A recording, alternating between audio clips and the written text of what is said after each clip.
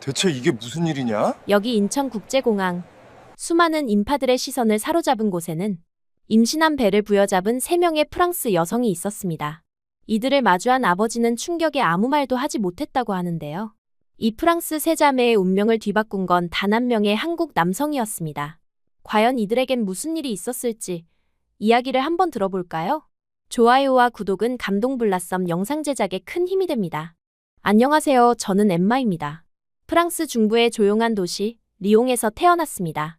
푸른 하늘 아래 펼쳐진 포도밭과 고즈넉한 골목길이 있는 곳이었어요. 세 자매 중 장녀로 태어나 언제나 책임감을 안고 자랐습니다.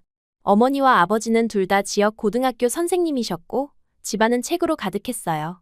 주말이면 가족 모두 함께 근교 농장으로 소풍을 가거나 집에서 보드게임을 하며 시간을 보냈습니다. 그때는 그 일상이 영원할 것만 같았어요. 우리 집의 아침은 늘 같은 패턴으로 시작되었습니다. 아버지의 커피 내리는 소리, 어머니의 부드러운 목소리로 들리는 기상 알람, 둘째와 막내의 투덜거림까지. 저는 항상 가장 먼저 일어나 머리를 빗고 교복을 챙겼어요. 어머니는 바게트와 크로와상을 테이블에 놓고 저희 세 자매의 머리를 한 번씩 쓰다듬으셨습니다. 오늘도 좋은 하루 보내렴. 그 말을 들으며 집을 나서는 것이 일상이었어요. 엠마, 숙제했니? 어머니는 항상 출근하기 전 마지막으로 제 숙제를 확인하셨습니다. 저는 11살 때부터 스스로 숙제를 챙겼지만 어머니는 끝까지 확인하는 걸 멈추지 않으셨어요. 지금 생각해보면 그것은 단순한 확인이 아니라 사랑의 표현이었습니다. 그때 우리 가족은 완벽했어요. 둘째 소피는 예민하고 감성적이었고 막내 클로에는 천진난만한 웃음이 예뻤습니다. 아버지는 역사 선생님다운 풍부한 지식으로 저녁 식탁을 지식의 장으로 만드셨고 어머니는 문학 교사로서 항상 시를 읊으며 저희에게 감성을 심어주셨어요. 주말 저녁이면 어머니의 피아노 연주에 맞춰 아버지가 노래를 부르기도 했습니다. 그 시간들이 얼마나 소중한지 그때는 몰랐어요. 제가 고등학교에 입학하던 해 9월의 마지막 날이었습니다. 아침은 평소와 다를 바 없었어요. 어머니는 평소처럼 저희에게 아침 인사를 하고 학교로 출근하셨습니다. 그날따라 날씨가 흐렸던 것이 지금도 선명하게 기억나요. 학교 수업이 끝날 무렵 교무실에서 저를 호출했어요. 알 수 없는 불안감이 엄습했습니다. 엠마, 지금 바로 집에 가봐야 할 것 같구나. 교감 선생님의 말씀에 가슴이 철렁 내려앉았어요. 무슨 일이 있는지 물어보려 했지만 선생님의 눈빛이 이미 모든 것을 말하고 있었습니다. 집으로 달려가는 길은 그 어느 때보다 길게 느껴졌어요. 집 앞에 도착했을 때 경찰차와 이웃들이 모여 있었습니다. 현관문을 열자마자 들려온 막내 클로에의 울음소리. 그리고 거실 소파에 무너져 앉은 아버지의 모습이 보였어요. 엠마, 아버지의 목소리는 제가 알던 그 목소리가 아니었습니다. 그제서야 모든 것을 깨달았어요. 어머니가 학교로 향하던 중 교통사고를 당했고 병원으로 이송되었지만 끝내 돌아오지 못했다는 사실을. 그날 이후 우리 집의 시계는 멈춰버린 것만 같았습니다. 아침에 들리던 커피 내리는 소리, 식탁에 놓인 바게트, 피아노 연주까지 모든 것이 사라졌어요. 저는 16살의 나이에 세 자매 중 가장 어른이 되어야 했습니다. 장례식 다음 날부터 제 역할은 바뀌었어요. 이제 아침에 가장 먼저 일어나 아침 식사를 준비하고 동생들을 깨우는 건 저희 몫이었습니다. 소피, 클로에, 일어나야 해. 어머니의 부드러운 목소리를 흉내내려 했지만 제 목소리는 떨렸어요. 둘째 소피는 14살. 눈을 뜨자마자 이불을 뒤집어 쓰고 울기 시작했습니다.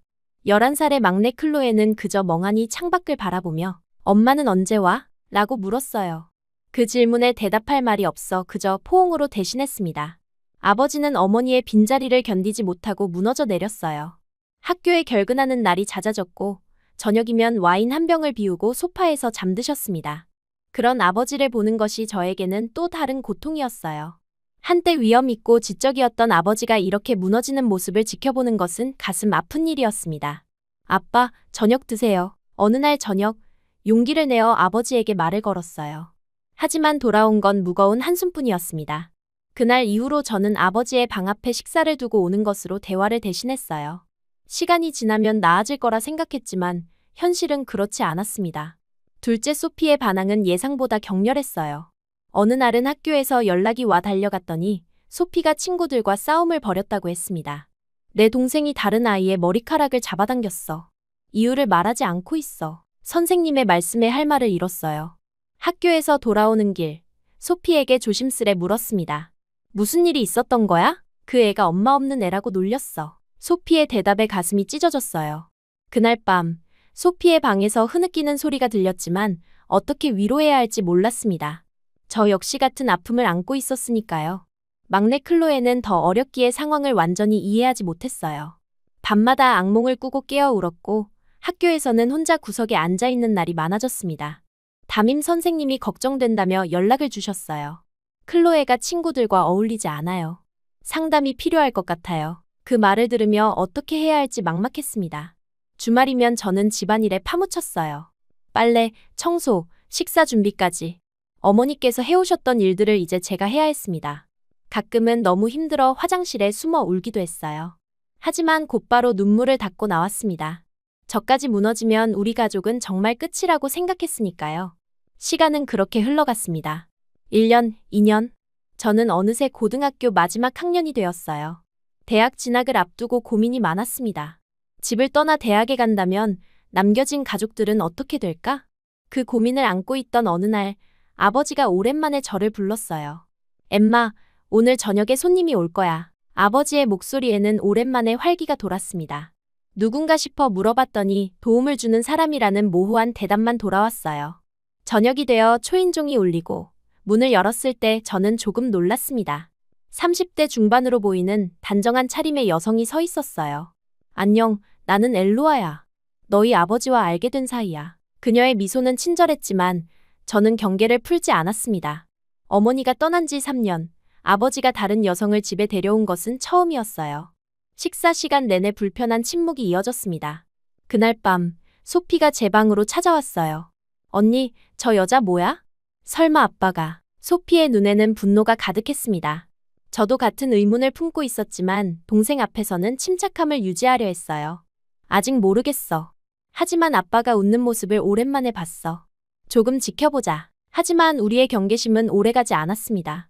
엘로아는 점점 더 자주 우리 집을 방문했고 매번 손에 무언가를 들고 왔어요. 때로는 막내가 좋아하는 초콜릿, 때로는 소피의 취향에 맞는 음악 CD. 저에게는 대학 입시 준비에 도움이 될 책을 가져왔습니다. 그녀는 우리 각자에게 다가가려 노력했어요. 엠마, 내가 요즘 많이 힘들지? 어느 날 엘로아가 설거지를 도와주며 물었습니다. 그 말에 갑자기 눈물이 왈칵 쏟아졌어요.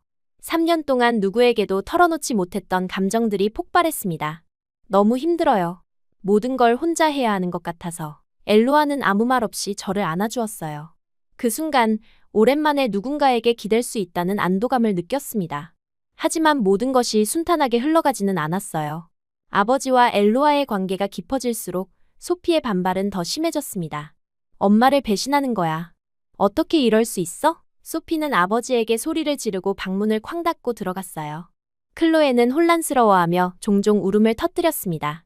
저는 그 사이에서 균형을 잡으려 했어요. 한편으로는 아버지의 회복을 기뻐하면서도 다른 한편으로는 어머니의 자리를 대체하는 듯한 상황이 불편했습니다. 밤마다 어머니의 사진을 보며 미안한 마음이 들었어요. 엄마, 우리가 잘 지내려고 노력하고 있어요. 지켜봐 주세요. 대학 입시 결과가 나왔을 때 저는 파리의 대학에 합격했다는 소식을 받았습니다. 꿈에 그리던 학교였지만 기쁨보다는 걱정이 앞섰어요. 이 소식을 어떻게 가족에게 전해야 할지 고민했습니다. 그날 저녁, 용기를 내어 가족 모두에게 이야기했어요. 파리로 가면 안 돼. 소피의 반응은 예상대로였습니다. 클로에는 그저 슬픈 눈으로 저를 바라봤어요. 아버지는 잠시 침묵하다가 말했습니다. 내 꿈을 위해 가렴. 우리는 괜찮을 거야. 하지만 그 말이 진심인지 확신할 수 없었어요. 결국 저는 타협안을 찾았습니다. 파리로 가는 대신 집에서 통학 가능한 거리의 대학을 선택했어요. 그것은 제 꿈을 일부 포기하는 결정이었지만 가족을 위한 선택이었습니다. 대학 생활이 시작되고 저는 공부와 가사일 사이에서 균형을 맞추려 노력했어요. 아침에 일어나 동생들 아침을 챙기고 수업에 참석하고 저녁에는 다시 집안일을 했습니다. 그러던 어느 날 아버지가 저녁 식탁에서 중요한 발표를 했어요. 나와 엘로아와 같이 살기로 했어. 그 말에 식탁은 순식간에 얼어붙었습니다. 소피는 즉시 자리를 박차고 일어났고 클로에는 울음을 터뜨렸어요. 저는 그저 멍하니 앉아 있었습니다. 아직 엄마가 돌아가신 지 4년밖에 안 됐어요. 제 입에서 나온 말이었어요. 아버지의 눈에 상처가 스쳤지만 그는 단호했습니다. 나도 알아. 하지만 우리 모두에게 새 출발이 필요해. 그날 밤, 소피는 문을 잠그고 나오지 않았고, 클로에는 제 침대에서 함께 잤습니다. 엘로아가 우리 집에 완전히 들어온 후 가정의 분위기는 더욱 경직되었습니다. 소피는 노골적으로 반항했고, 클로에는 혼란스러워했어요. 저는 그 사이에서 중재자 역할을 하려 했지만 점점 지쳐갔습니다. 대학 공부도 힘들었고 집안일도 여전히 제 몫이었어요. 어느 날 소피가 학교에서 큰 문제를 일으켰다는 연락을 받았습니다. 급히 학교로 달려갔더니 소피가 수업 시간에 선생님께 심한 말대꾸를 하고 교실을 뛰쳐나갔다고 했어요. 찾아보니 학교 뒤편에서 담배를 만지작거리고 있었습니다. 소피, 무슨 일이야? 언니도 이제 그 여자 편이야? 다들 엄마를 잊은 것 같아. 소피의 말에 가슴이 아팠어요. 저도 마찬가지로 힘들었지만 그걸 표현할 여유조차 없었습니다. 아니야, 소피. 우리 모두 엄마를 그리워해. 하지만 삶은 계속되어야 해. 집으로 돌아오는 길, 소피는 더 이상 말이 없었어요. 그날 밤, 저는 오랜만에 제 감정에 솔직해지기로 했습니다. 일기장을 꺼내 글을 썼어요. 엄마, 너무 그리워요. 제가 모든 것을 잘하고 있는지 모르겠어요. 소피와 클로에를 지키려고 하는데 점점 멀어지는 것 같아요. 아빠는 이제 다른 사람을 사랑해요. 저는 괜찮을까요? 대학 2학년이 되던 해, 저는 중요한 결정을 내렸습니다. 이제는 제 인생을 살아야 한다고 생각했어요. 소피와 클로에는 이제 혼자서도 충분했어요. 두 동생 모두 점점 독립적으로 변해갔습니다. 아버지와 엘로아도 안정된 관계를 유지하고 있었어요. 저는 학교 근처에 작은 원룸을 구해 독립하기로 했습니다. 엠마, 굳이 나갈 필요 없어. 이 집은 내 집이야. 아버지의 만류에도 불구하고 저는 제 결정을 밀어붙였어요. 아빠, 저도 제 삶이 필요해요.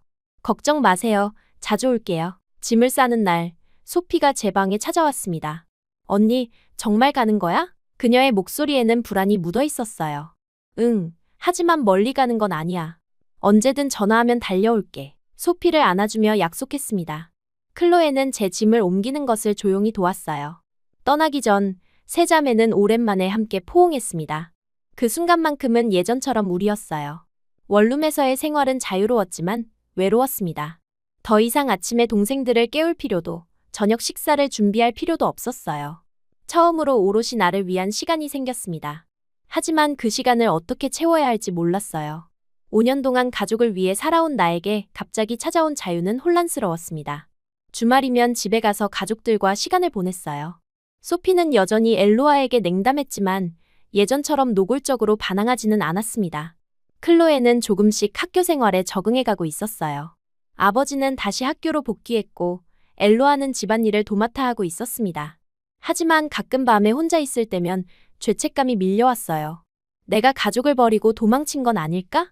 그런 생각에 잠 못 이루는 밤이 많았습니다. 그럴 때마다 어머니의 사진을 보며 위안을 얻었어요. 엄마, 제가 잘하고 있는 거죠? 원룸에서의 독립, 학업에 대한 열정 그리고 새로운 친구들과의 만남. 모든 것이 새로웠어요. 하지만 그 속에서도 제 마음은 완전히 열리지 않았습니다. 특히 남자친구를 사귀는 일은 더욱 그랬어요. 주변 친구들은 연애를 시작하고 끝내기를 반복했지만 저는 그저 멀리서 지켜볼 뿐이었습니다. 친했던 줄리는 종종 소개팅을 주선했지만 저는 항상 정중히 거절했어요. 그냥 친구로만 지내고 싶어. 항상 같은 대답이었습니다. 제 마음속에는 항상 방어벽이 있었어요. 사랑이란 결국 상처로 끝난다는 생각이었습니다. 어머니를 그토록 사랑했던 아버지가 무너지는 모습을 본 후 사랑이란 결국 상실과 고통이라는 등식이 제 마음에 각인되었기 때문이에요. 그리고 아버지가 엘로아와 재혼한 후에도 그 불신은 더 깊어졌습니다. 대학 3학년이 되던 해 심리학 과목에서 조별 프로젝트가 시작되었어요. 문화적 차이와 정서 표현이라는 주제로 4명이 한 팀이 되어 연구를 진행해야 했습니다. 그날 처음 만난 팀원 중에는 동양에서 온 교환학생이 있었어요. 그가 바로 성호였습니다. 안녕하세요. 저는 한국에서 온 김성호입니다. 그의 프랑스어는 서툴렀고 발음은 어색했어요. 하지만 그 모습이 어딘가 진지하고 순수하게 느껴졌습니다. 팀 미팅이 끝나고 성호는 먼저 다가와 말을 걸었어요. 프랑스어 많이 부족해요. 도와주실 수 있을까요? 그 질문에 저는 자연스럽게 고개를 끄덕였습니다.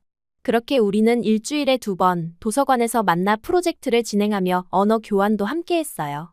성호는 제게 한국어를 가르쳐 주었고 저는 그에게 프랑스어를 도왔습니다. 처음에는 단순한 학업적 만남이었지만 점차 대화의 주제는 개인적인 영역으로 확장되었어요.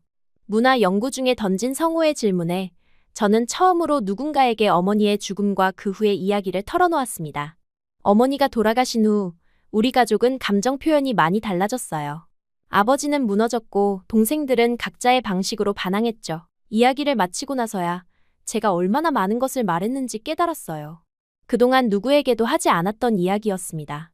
성우는 그저 조용히 경청했고 마지막에 짧게 말했어요. 많이 힘들었겠네요.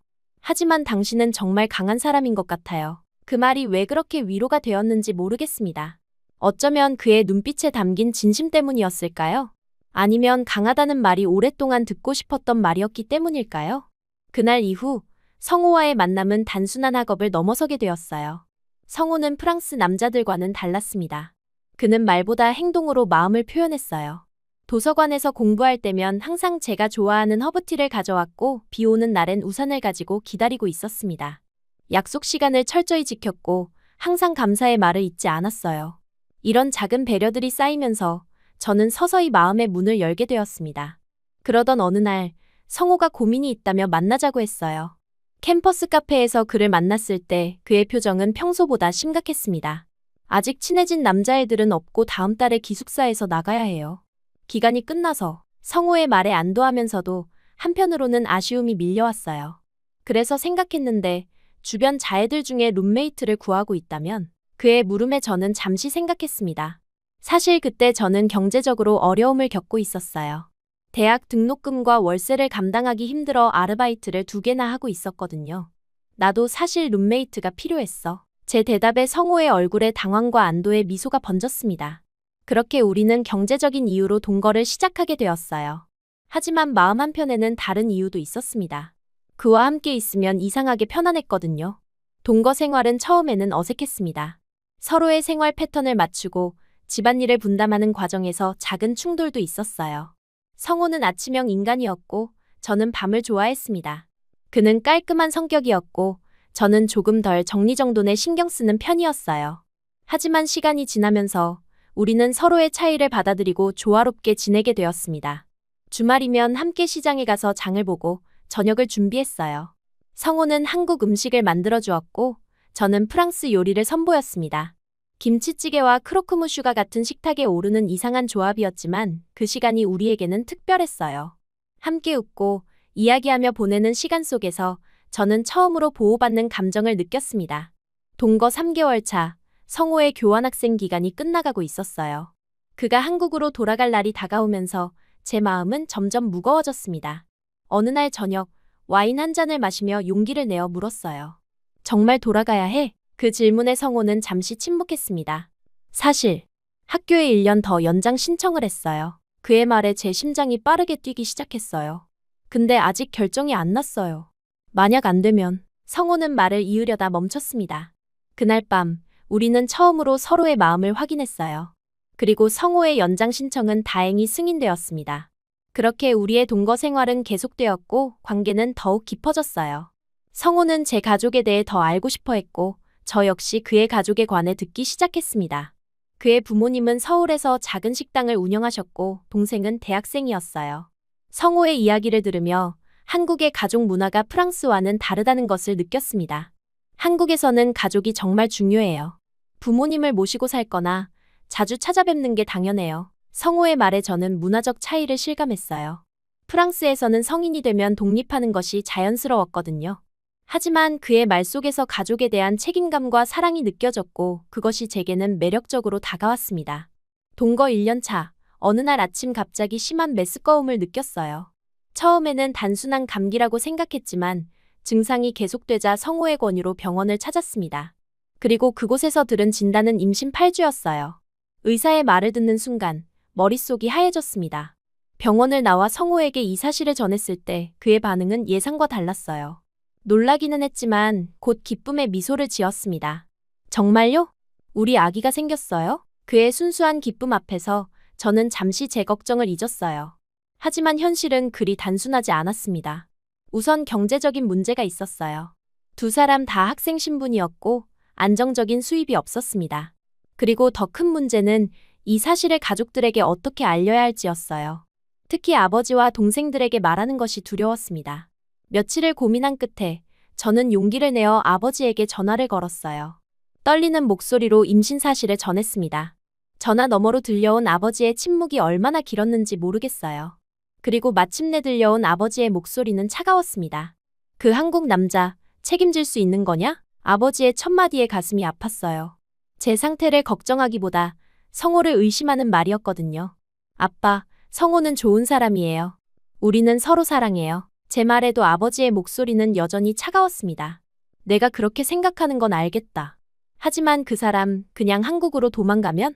혼자 책임질 수 있겠니? 아버지의 우려는 이해했지만 그 말투에는 성호에 대한 불신이 담겨 있었어요. 전화를 끊고 한참을 울었습니다. 또다시 외면당했다는 상실감에 눈물이 멈추질 않았어요. 동생들에게도 연락했지만 반응은 비슷했습니다. 소피는 언니가 그럴 줄 알았어 라는 말로 비난했고 클로에는 그저 침묵했어요. 가족들의 반응에 상처받고 혼란스러웠지만 성호는 달랐습니다. 그는 제 손을 꼭 잡고 말했어요. 우리 함께 한국에 가요. 내가 당신을 지킬게요. 우리 부모님도 좋은 분들이에요. 분명 우리를 도와주실 거예요. 성호의 확신에 찬 목소리에 저는 조금씩 용기를 얻었습니다.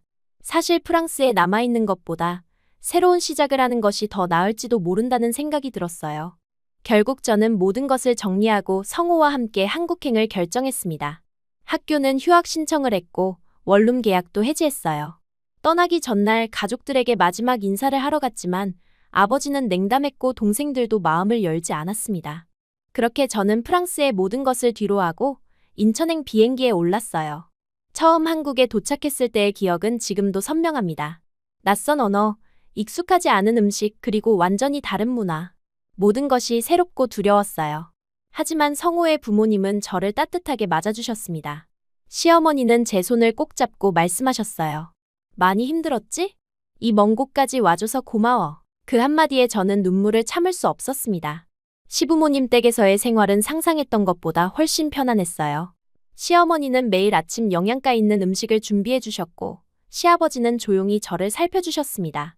성호는 학교를 마치고 아르바이트를 시작했고 저는 한국어를 배우기 시작했어요. 간단한 인사말부터 시작해 조금씩 일상 대화가 가능해졌습니다. 임신 기간 동안 한국의 의료 시스템에 정말 놀랐어요. 정기적인 검진은 물론 산모를 위한 다양한 프로그램들이 있었습니다. 3D 초음파로 아기의 모습을 생생하게 볼 수 있었고 태교 클래스도 들을 수 있었어요. 프랑스에서는 경험하지 못했던 세심한 케어였습니다. 임신 6개월 차에 우리는 작은 원룸을 구해 독립했어요. 시부모님은 걱정하셨지만 저희는 자립하고 싶었습니다. 성호는 학업과 아르바이트를 병행하며 가정을 꾸려나갔고 저는 집에서 온라인으로 프랑스어 과외를 시작했어요. 비록 작은 공간이었지만 우리만의 보금자리가 생겼다는 사실이 행복했습니다. 출산이 가까워 오면서 시어머니가 산후조리원을 예약해 주셨어요. 프랑스에는 없는 시스템이라 생소했지만 출산 후 전문적인 케어를 받을 수 있다는 사실이 안심이 되었습니다. 그리고 드디어 2주 일찍 우리 딸 소율이가 태어났어요. 3.2kg의 건강한 아기였습니다. 산후조리원에서의 2주는 정말 특별했어요. 전문 간호사들이 24시간 아기를 돌봐주고 저는 충분한 휴식을 취할 수 있었습니다. 매일 달라지는 영양식과 마사지, 그리고 산모 교육까지. 한국의 출산 문화는 정말 놀라웠어요. 시어머니는 매일 찾아와 미역국을 가져다 주셨고 성호는 퇴근 후 바로 달려와 아기를 안아주었습니다. 소율이가 태어난 후 우리의 일상은 완전히 달라졌어요. 밤중 수유와 기저귀 갈기, 그리고 끝없는 울음소리. 육아는 생각보다 훨씬 힘들었습니다. 하지만 그 속에서도 작은 행복들이 있었어요.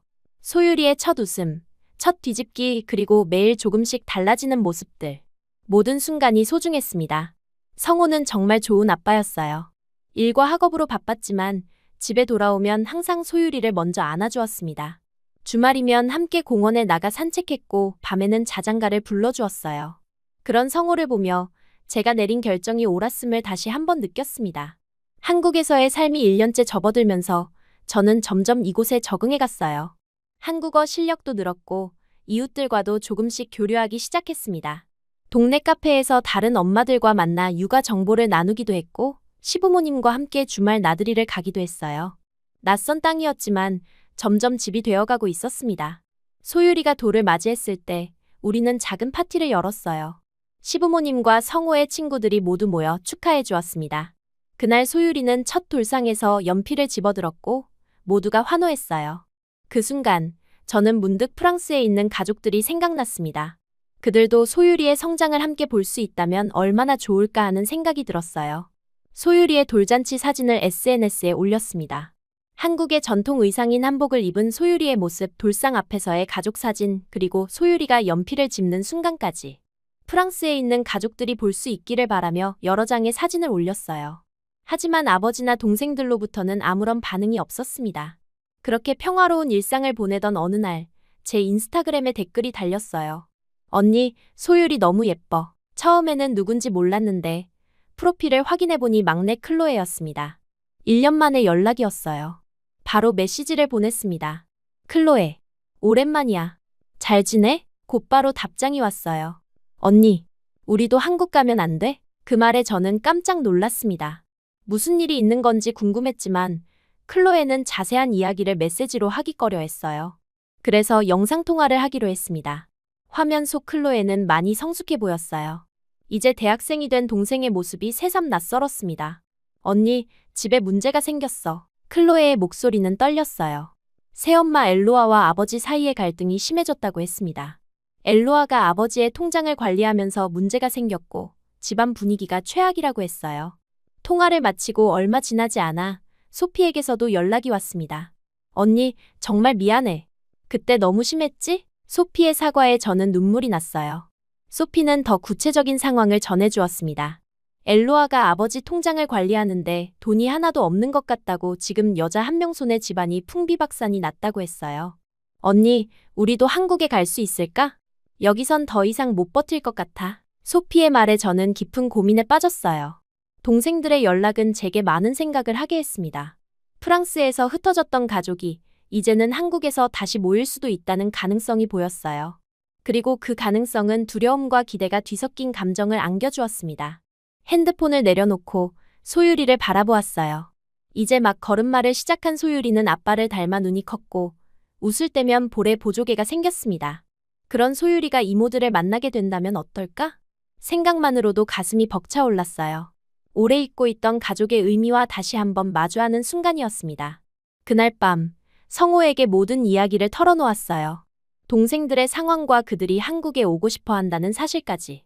성호는 잠시 생각하더니 고개를 끄덕였습니다. 가족이니까 도와야죠. 방법을 찾아봐요. 그의 말에 안도감과 감사함이 밀려왔어요.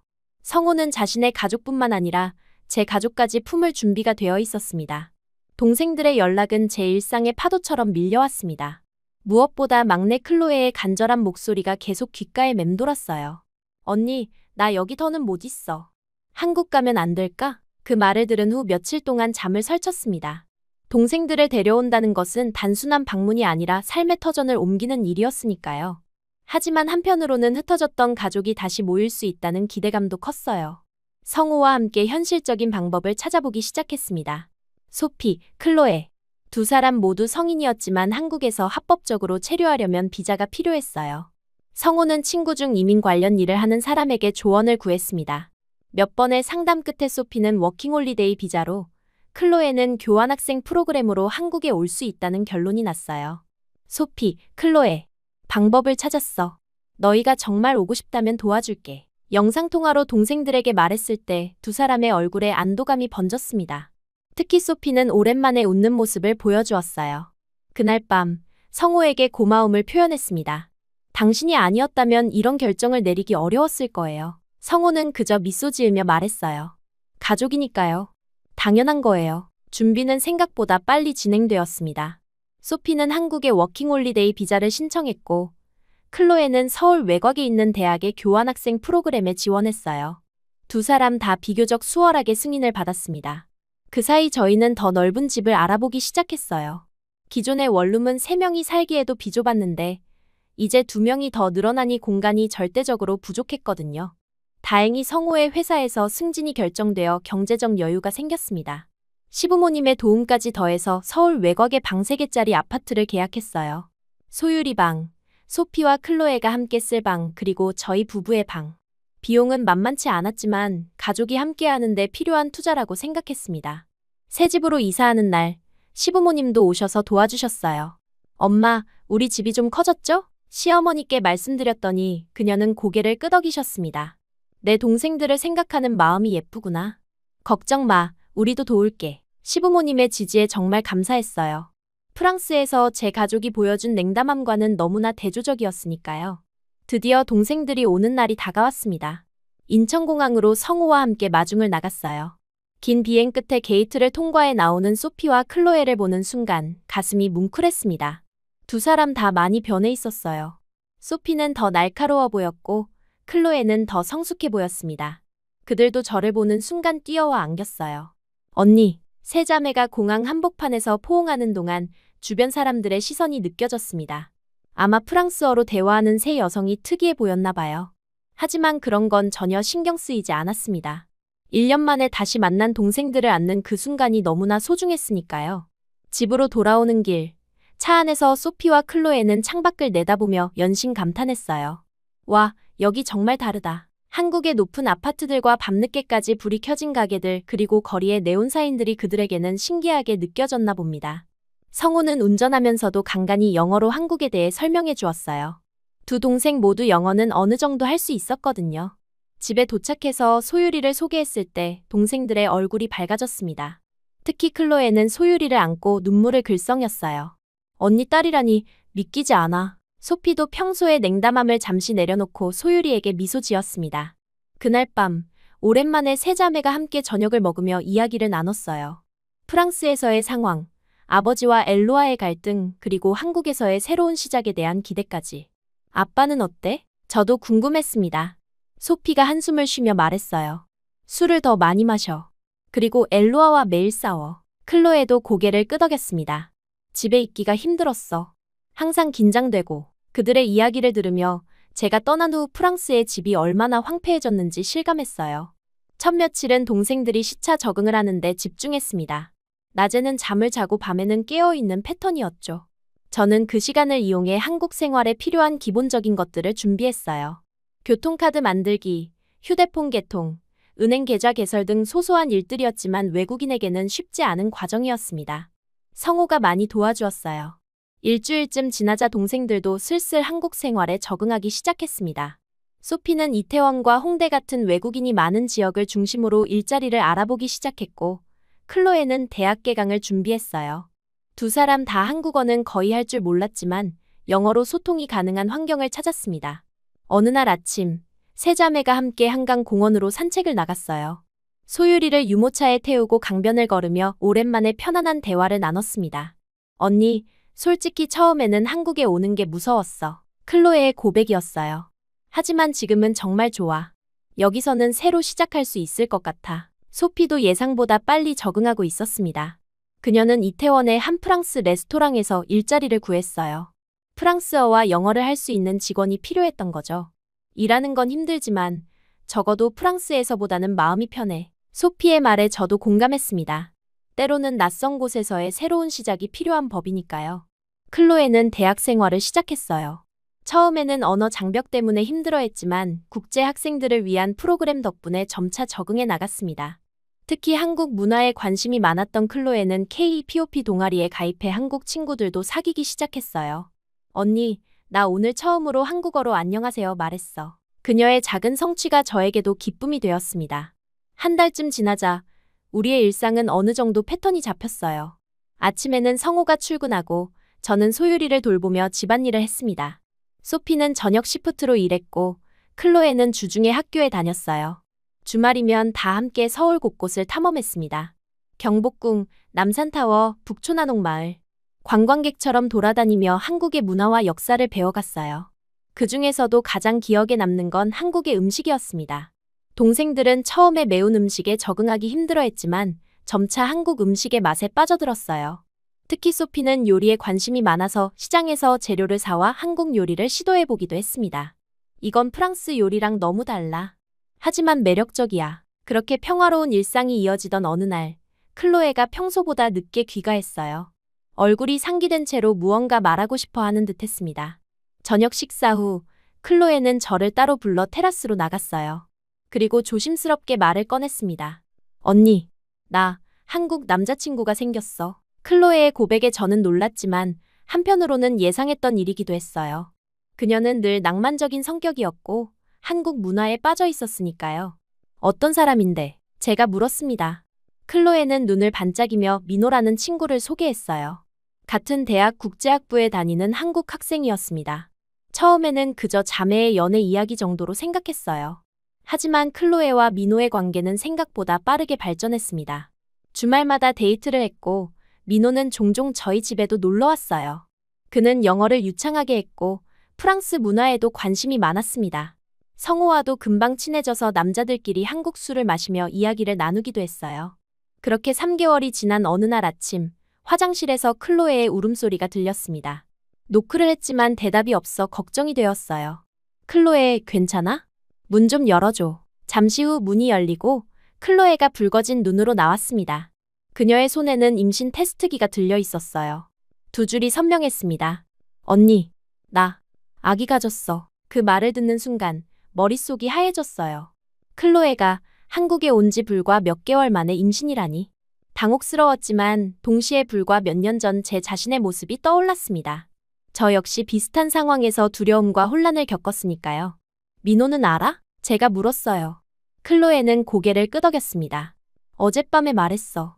그는 책임지겠대. 하지만 그녀의 목소리에는 불안감이 가득했어요.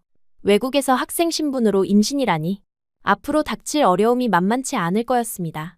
그날 저녁 클로에와 민호가 함께 집에 왔어요. 민호의 얼굴은 창백했지만 의연한 모습이었습니다. 그는 정중하게 저와 성호에게 인사를 하고 상황을 설명했어요. 저희가 실수를 했습니다. 하지만 책임지고 싶어요. 클로에와 결혼하고 아이를 함께 키우고 싶습니다. 20대 초반의 젊은이가 내린 결정치고는 놀라웠습니다. 하지만 한국의 문화가 그런 책임감을 강조한다는 것을 알고 있었어요. 성호도 비슷한 반응을 보였고요. 민호는 이미 부모님께 상황을 설명했다고 했습니다. 처음에는 충격을 받으셨지만 손주를 기대하며 결혼을 승낙하셨다고 해요. 클로에의 임신 소식은 소피에게도 큰 충격이었습니다. 이게 무슨 일이야? 우리 막내가 나보다 먼저 엄마가 된다고. 하지만 곧 그녀도 상황을 받아들이고 클로에를 지지해 주었어요. 걱정 마. 우리가 있잖아. 언니처럼 외롭게 혼자 두지 않을게. 그날 밤 저는 소파에 앉아 생각에 잠겼습니다. 몇 주 전부터 자신도 몸이 이상하다 싶어 임신 테스트를 했었고 소율이가 태어난 지 1년 반 만에 다시 양성 반응이 나왔었어요. 아직 아무에게도 말하지 않았지만 소율이의 동생이 생길 예정이었습니다. 그리고 이제 클로에까지. 세 자매 중 둘이 동시에 임신이라니 정말 운명이 장난을 치는 것 같았어요. 다음 날 성호에게 제 임신 사실을 털어놓았습니다. 그는 깜짝 놀랐지만 곧 기쁨의 미소를 지었어요. 정말요? 소율이에게 동생이 생기는 거예요? 그리고는 제 배를 조심스레 쓰다듬었습니다. 성호의 따뜻한 반응에 안도했어요. 하지만 동시에 걱정도 되었습니다. 이제 클로에의 임신까지 겹쳐 집안이 더욱 복잡해질 테니까요. 시부모님께 2가지 임신 소식을 전했을 때 그분들은 놀라움을 감추지 못하셨어요. 하지만 곧 기쁨의 웃음을 지으셨습니다. 아이가 2명이나 더 늘어나는구나. 시어머니는 즉시 두 임산부를 위한 보양식 계획을 세우기 시작하셨어요. 시아버지는 조용히 미소 지으며 성호의 어깨를 두드리셨습니다. 클로에와 민호의 결혼 준비도 차근차근 진행되었어요. 한국에서의 결혼식은 프랑스와 많이 달랐습니다. 웨딩홀을 예약하고 스튜디오에서 사진 촬영을 하고 예단과 예물을 준비하는 과정이 새로웠어요. 민호의 부모님은 처음에는 당황하셨지만 점차 상황을 받아들이고 적극적으로 도와주셨습니다. 그러다 문득 제 마음에 걸리는 것이 생겼어요. 바로 아버지였습니다. 클로에의 결혼식에 아버지가 참석하면 좋겠다는 생각이 들었어요. 아무리 관계가 소원해졌다 해도 그는 클로에의 아버지였으니까요.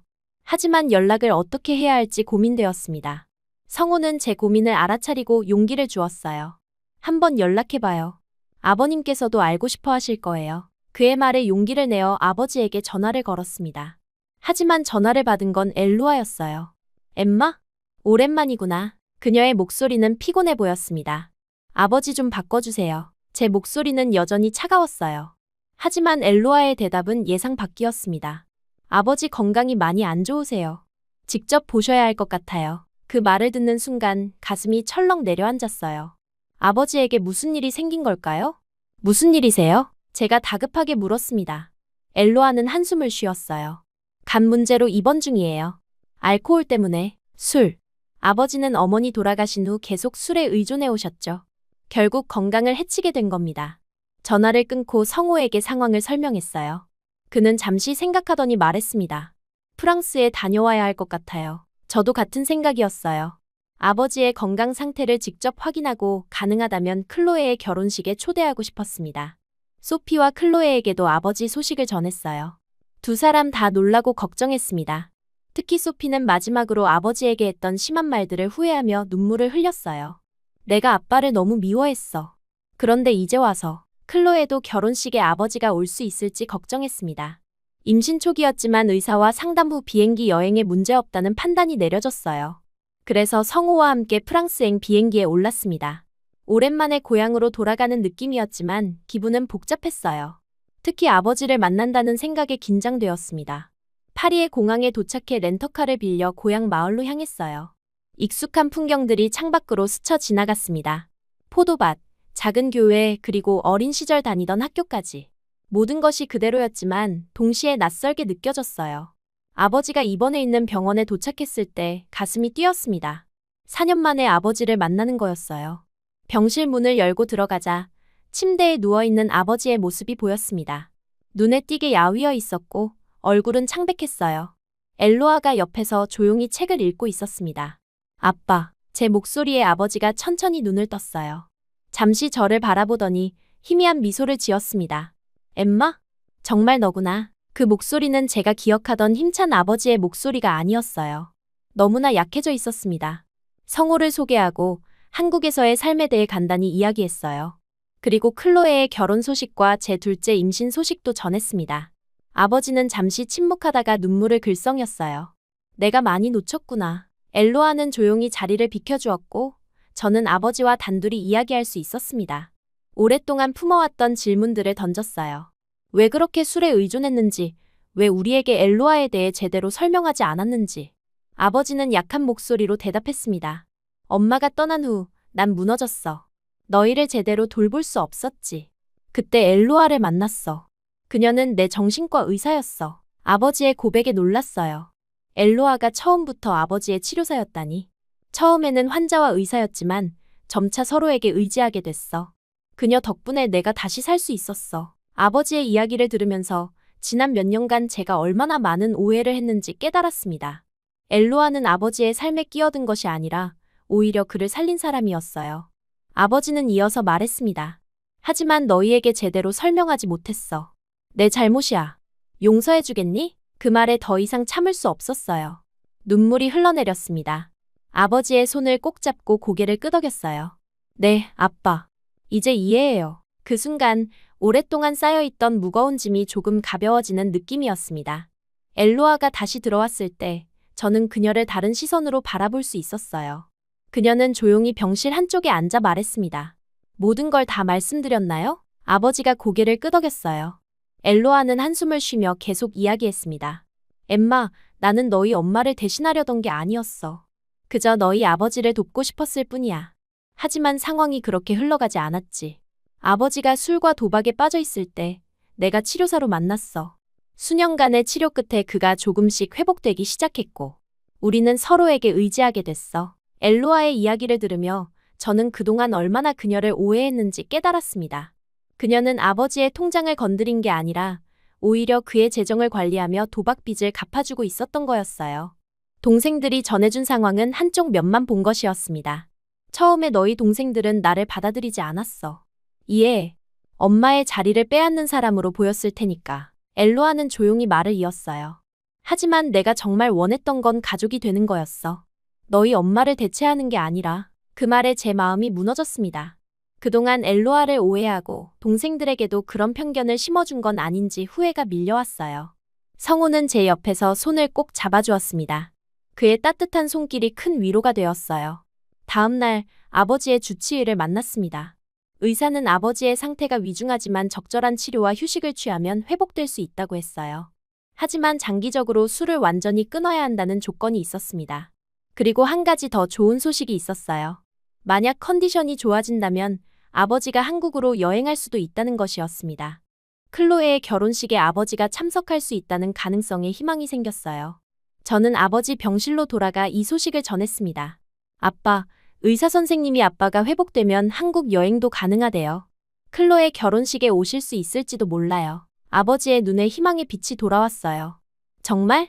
그럼 더 빨리 나아야겠구나. 그 말에 저도 웃음을 지었습니다. 오랜만에 보는 아버지의 의지였어요. 엘로아도 미소 지으며 말했습니다. 함께 열심히 노력해봐요.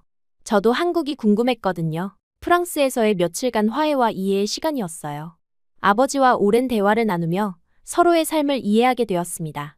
어머니의 죽음 이후 아버지가 얼마나 힘들었는지, 엘로아가 어떻게 그를 도왔는지, 그리고 저와 동생들이 얼마나 그들을 오해했는지까지 모든 것이 드러나면서 마음의 매듭이 하나씩 풀리는 기분이었어요.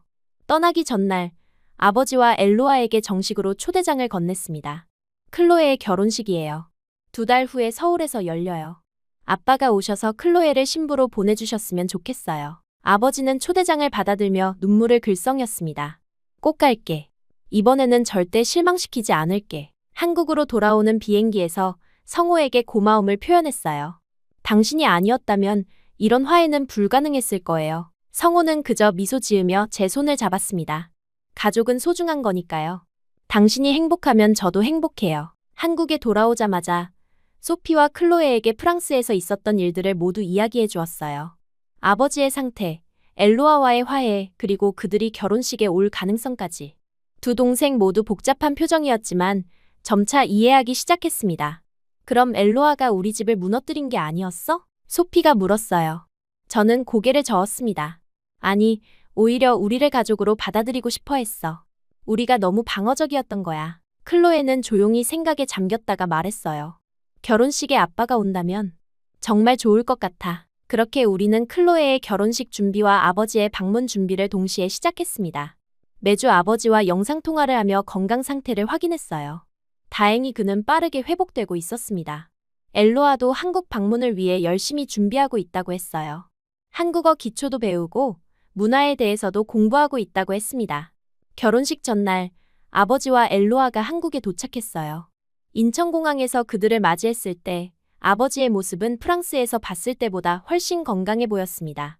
얼굴에 혈색이 돌고 미소도 밝았어요. 엘로아도 긴장했지만 기대에 찬 표정이었습니다. 드디어 한국에 왔구나. 이게 너희의 새 집이구나. 아버지는 서울의 풍경을 보며 감탄했어요. 동생들은 결혼 준비 때문에 당일 집에 없어서 따로 만날 순 없었습니다. 클로에의 결혼식 날, 저는 아침부터 분주했습니다. 메이크업 아티스트가 우리 집에 와서 신부와 가족들의 화장을 해주었어요. 임신 6개월 차였던 제베는 이미 꽤 불러와 있었지만 특별히 맞춘 한복이 그것을 우아하게 감싸주었습니다. 소피도 평소와 달리 화려한 원피스를 입고 머리를 올렸어요. 모두가 특별한 날을 위해 준비하고 있었습니다. 엄마, 예쁘다. 소율이가 저를 보며 환하게 웃었어요. 이제 2살이 된 소율이는 말을 제법 할 줄 알았고 오늘은 작은 한복을 입고 귀여운 꽃을 머리에 달았습니다. 성호는 턱시도 차림으로 거실에서 소율이와 놀아주고 있었어요. 그 모습을 보며 행복한 미소가 절로 지어졌습니다. 아버지와 엘로아는 호텔에서 준비하고 있었어요. 전날 저녁, 아버지는 긴장한 모습으로 클로에에게 어떤 말을 해야 할지 저에게 물었습니다. 딸을 결혼시키는 건 처음이라. 그 말에 제 마음이 따뜻해졌어요. 오랜 시간 만나지 못했지만 아버지는 여전히 우리를 사랑하고 있었습니다. 웨딩홀에 도착했을 때 이미 많은 하객들이 와 있었어요. 민호의 가족들과 친구들 그리고 한국에서 새롭게 알게 된 지인들까지. 신부 대기실에서 클로에를 만났습니다. 하얀 웨딩드레스를 입은 그녀는 정말 아름다웠어요. 임신 5개월 차였지만 드레스는 그 사실을 우아하게 감추고 있었습니다. 언니, 나 너무 떨려. 클로에가 손을 꼭 잡았어요. 저는 그녀의 손을 다시 꼭 잡아주며 말했습니다. 걱정 마. 오늘은 내 인생에서 가장 행복한 날이 될 거야. 그리고 살짝 귓속말로 덧붙였어요. 아빠가 너를 정말 자랑스러워하시더라. 조금 있으면 만날 거야. 결혼식이 시작되고 하객들이 모두 자리에 앉았습니다. 웨딩홀 입구에서 아버지와 클로에가 나타났을 때 모든 시선이 그들에게 집중되었어요. 아버지는 정장을 차려입고 긴장한 모습이었지만 딸의 팔을 부드럽게 잡고 있었습니다. 클로에는 눈물을 참으며 앞을 바라보고 있었어요. 음악이 흐르고 2사람이 천천히 입장했습니다. 제 옆에 앉아있던 소피는 처음에는 고개를 숙이고 있었어요. 아버지를 직접 마주하는 것이 아직 어색했나 봅니다. 하지만 곧 그녀도 고개를 들고 그 모습을 지켜보았습니다. 클로에가 민호에게 건네지는 순간 아버지의 눈에서 눈물이 흘렀어요. 그것은 4년 만에 처음 보는 아버지의 진심 어린 감정 표현이었습니다. 결혼식이 끝나고 피로연이 시작되었어요. 저는 성호와 함께 테이블에 앉아 아버지와 엘로아를 기다렸습니다. 곧 그들이 다가왔고 소피도 합류했어요. 처음에는 어색한 침묵이 흘렀지만 성호가 먼저 말을 건네며 분위기를 풀어주었습니다. 아버님, 한국 음식은 어떠세요? 성호의 질문에 아버지는 미소 지으며 대답했어요. 생각보다 맛있어. 특히 불고기가 정말 좋더라. 그 말에 우리는 모두 웃었습니다. 조금씩 대화가 자연스러워지기 시작했어요. 피로연 중간에 신랑 신부가 테이블을 돌며 인사를 했습니다. 클로에와 민호가 우리 테이블에 왔을 때 아버지는 자리에서 일어나 클로에를 안았어요. 정말 예쁘구나. 아빠가 너무 자랑스러워. 그 말에 클로에는 참았던 눈물을 터뜨렸습니다. 민호도 정중하게 인사를 하며 아버지의 손을 잡았어요. 그리고 소피가 용기를 내어 아버지에게 말을 걸었습니다. 아빠, 잘 지내셨어요? 아버지는 잠시 소피를 바라보더니 고개를 저었어요. 아니, 잘 지내지 못했어. 너희가 많이 보고 싶었거든. 그 말에 소피의 눈에도 눈물이 고였습니다. 마침내 소피도 아버지를 안았어요. 미안하다. 아빠가 너무 약했어. 아버지의 그 한마디는 세 자매 모두의 가슴을 울렸습니다. 엘로아는 조용히 뒤에서 지켜보다가 조심스레 다가와 말했어요. 나는 너희 엄마가 되고 싶은 게 아니야.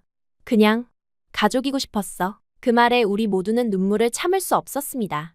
그날 밤 집으로 돌아오는 차 안에서 성호가 물었어요. 오늘 좋은 날이었죠? 저는 고개를 끄덕이며 답했습니다. 정말 좋은 날이었어요. 오랜만에 가족이 모두 함께 했으니까. 성호는 제 손을 잡고 따뜻하게 미소 지었어요. 그의 지지가 없었다면 이런 화해는 불가능했을 거라는 생각이 들었습니다. 아버지와 엘로아는 일주일 동안 한국에 머물렀어요. 그 시간 동안 우리는 서울 곳곳을 함께 돌아다녔습니다. 경복궁, 인사동, 남산타워 등 관광지를 방문하고 한국 음식도 다양하게 맛보았어요. 아버지는 특히 삼겹살을 좋아하셨고 엘로아는 비빔밥에 반했다고 했습니다. 무엇보다 소율이와 아버지의 관계가 빠르게 가까워진 것이 놀라웠어요.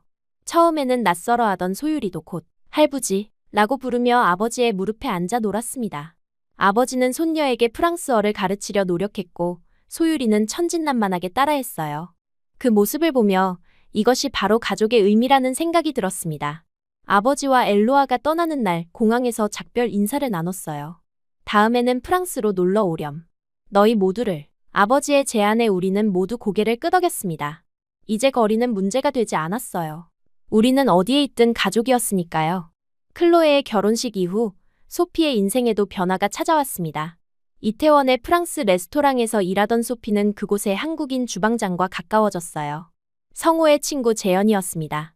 두 사람은 처음에는 동료 사이였지만 점차 특별한 관계로 발전했어요. 어느 날 저녁 소피가 제 방을 노크했습니다. 언니, 잠깐 이야기 좀 할 수 있을까? 그녀의 표정이 심각해 보여 걱정이 되었어요. 하지만 방에 들어온 소피는 오히려 수줍은 미소를 지었습니다. 나, 재현이랑 진지하게 만나고 있어. 처음에는 놀랐지만 곧 기쁨이 밀려왔어요. 평소 감정 표현이 서툴렀던 소피가 연애 이야기를 하는 것이 신기했습니다. 어떤 사람이야? 잘해주니? 제가 물었어요. 소피는 눈을 반짝이며 대답했습니다. 정말 좋은 사람이야. 내 말을 진심으로 들어주고 항상 배려해줘. 소피와 재현의 관계는 빠르게 진전되었어요. 2달 후 재현이 정식으로 우리 집에 찾아와 인사를 했습니다. 그는 예의 바른 청년이었고 프랑스 문화에 대한 관심도 많았어요. 성호와도 금방 친해져서 주말이면 네 사람이 함께 시간을 보내기도 했습니다. 그렇게 시간이 흘러 저는 둘째 딸 수아를 출산했어요. 소율이보다 체구는 작았지만 건강한 아이였습니다. 이번에도 시부모님의 도움으로 산후조리원에서 2주를 보냈어요. 클로에도 비슷한 시기에 아들 민준이를 낳았습니다. 두 아이는 불과 한 달 차이로 태어나 마치 쌍둥이처럼 함께 자라게 되었어요. 클로에의 출산 소식을 들은 아버지는 영상통화로 손자를 보며 기뻐했습니다. 이제 나는 2명의 손주를 가진 할아버지구나. 아버지의 얼굴에는 행복이 가득했어요. 엘로아도 옆에서 함께 기뻐했습니다. 그들은 정기적으로 영상통화를 하며 아이들의 성장을 지켜보았어요. 소피와 재현의 결혼은 클로에의 출산 6개월 후에 이루어졌습니다. 소피는 한국식 결혼식을 원했고 우리는 모두 그 뜻을 존중했어요. 아버지와 엘로아도 다시 한국을 방문했습니다. 이번에는 더 편안한 모습이었어요. 마치 오랫동안 한국을 방문해온 것처럼 자연스러웠습니다. 소피의 결혼식 날, 아버지는 두 번째로 딸을 신부로 보내며 감격에 겨워했어요. 내 딸들이 모두 행복한 가정을 이루는구나. 그의 말에 우리 모두 고개를 끄덕였습니다. 프랑스에서의 어두웠던 시간들이 지나고 이제 우리는 모두 밝은 미래를 향해 나아가고 있었어요. 결혼 1년 후 소피도 임신 소식을 전했습니다. 이제 세 자매 모두 어머니가 되는 길을 걷게 된 거였어요. 시부모님은 손주들이 또 생긴다며 기뻐하셨고 아버지도 손주가 늘어난다는 소식에 들떠 있었습니다. 우리 가족은 계속해서 커져가고 있었어요. 저는 둘째가 태어난 후 프랑스어 강사로 일을 시작했습니다. 집에서 할 수 있는 일을 찾다가 온라인 강의를 개설했어요. 의외로 한국에서 프랑스어를 배우고 싶어하는 사람들이 많았습니다. 특히 유학이나 여행을 준비하는 학생들이 주 고객이었어요. 일과 육아를 병행하는 것이 쉽지는 않았지만 나름의 보람을 느꼈습니다. 성호는 IT 회사에서 승진을 거듭했어요. 가끔은 출장으로 집을 비우기도 했지만 항상 아이들과 저를 먼저 생각했습니다. 주말이면 온 가족이 함께 나들이를 갔고 한 달에 한 번은 세 자매 가족이 모두 모여 식사를 했어요. 그때마다 집은 아이들의 웃음소리로 가득 찼습니다. 소피의 아들 준서가 태어나고 우리 가족은 더욱 북적거렸어요. 이제 아이들은 5. 소유리와 수아, 클로에의 민준이와 후에 태어난 딸 지은이, 그리고 소피의 준서까지. 아이들은 모두 비슷한 또래라 함께 놀기 좋았습니다. 주말이면 시부모님 댁에 모여 아이들을 맡기고 세 자매와 남편들은 잠시 데이트 시간을 가지기도 했어요. 아버지의 변화는 우리 가족 모두에게 가장 큰 선물이었습니다. 어머니를 잃은 후 알코올과 도박에 빠져 자신을 잃어가던 그분이 이제는 완전히 달라진 모습으로 살아가고 계셨어요. 은퇴 후 고향 리옹의 시립도서관에서 파트타임으로 일을 시작하셨는데 역사 교사로서의 경험을 살려 고문서 정리와 청소년 역사 강좌를 담당하셨습니다. 처음에는 단순히 시간을 보내기 위해 시작한 일이었지만 점차 그곳에서 새로운 삶의 의미를 찾으셨어요. 책과 함께하는 시간이 나를 구했어. 아버지는 종종 영상통화에서 이렇게 말씀하셨습니다. 특히 청소년들에게 역사를 가르치는 일에 큰 보람을 느끼셨어요. 한때 학생들 앞에서 술 냄새를 풍기며 수업했던 부끄러운 과거를 뒤로하고 이제는 존경받는 강사로 제2의 인생을 살고 계셨습니다. 무엇보다 놀라운 것은 술과 도박을 완전히 끊으셨다는 점이었어요. 더 이상 도망칠 이유가 없어. 내 삶과 마주할 용기가 생겼단다. 이 모든 변화 뒤에는 엘로아의 헌신적인 지원이 있었습니다.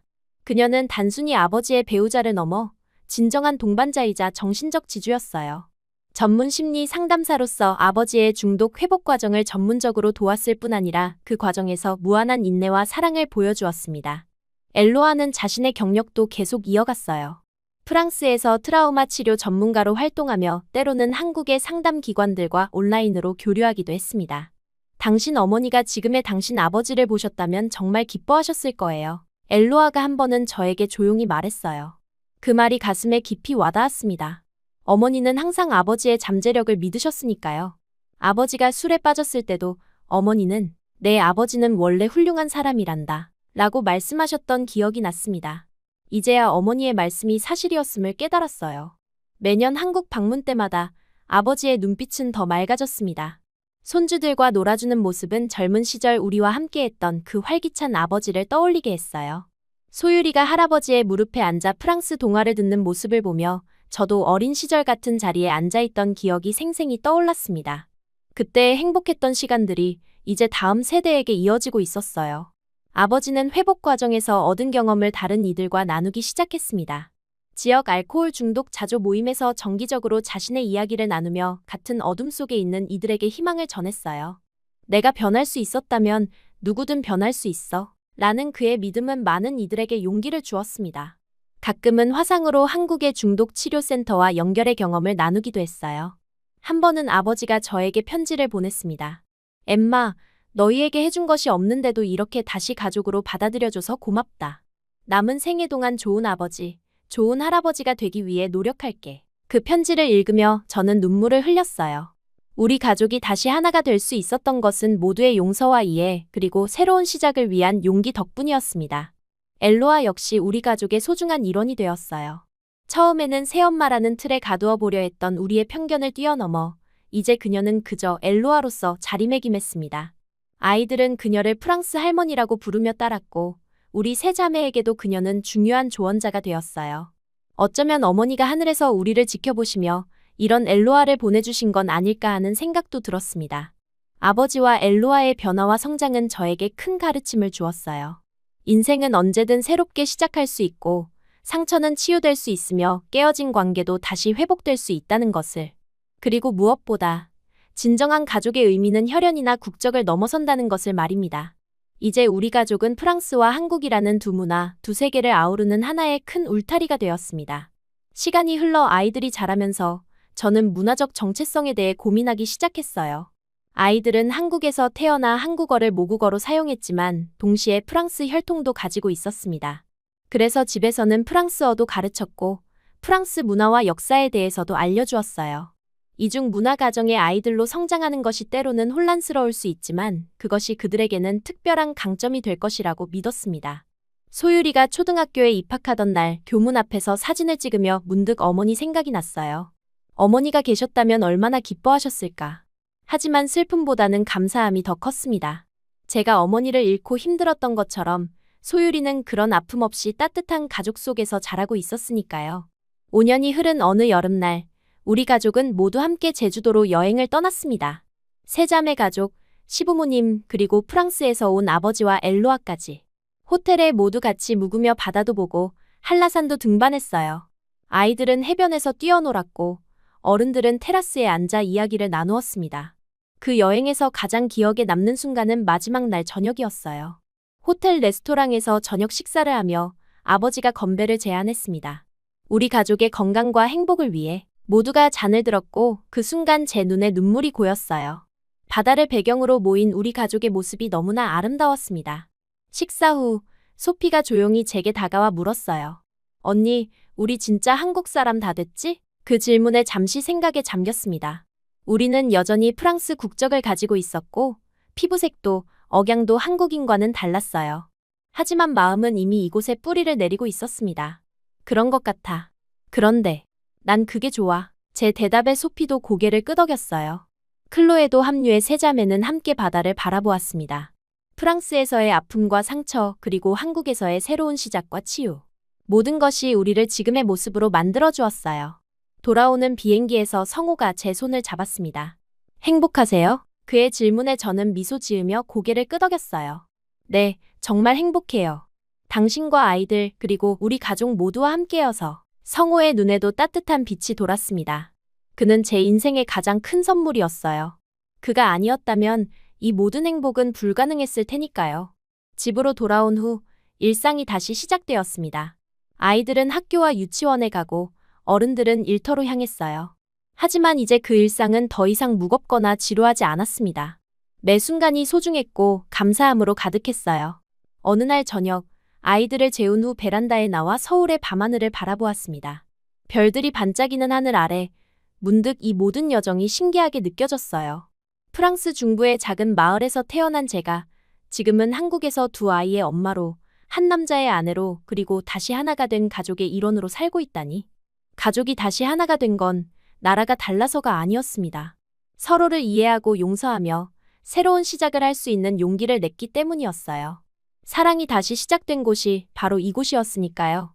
성호가 베란다로 나와 제 어깨를 감쌌습니다. 뭘 그렇게 생각해요? 그의 질문에 저는 미소 지으며 대답했어요. 그냥 우리 이야기요. 성호는 제 이마에 가볍게 키스하며 말했습니다. 아직 우리 이야기는 계속되고 있잖아요. 그의 말처럼 우리 가족의 이야기는 여전히 진행 중이었어요. 앞으로도 기쁨과 슬픔, 웃음과 눈물이 함께할 테지만 이제는 두렵지 않았습니다. 우리는 서로가 있으니까요. 어떤 어려움이 와도 함께라면 극복할 수 있다는 것을 이미 경험했으니까요. 밤하늘의 별을 보며 어머니를 생각했습니다. 어머니가 보고 계시다면 지금의 우리 모습을 보고 미소 지으실 것 같았어요. 그리고 속삭였습니다. 엄마, 보고 계신가요? 우리는 지금 행복해요. 정말로요.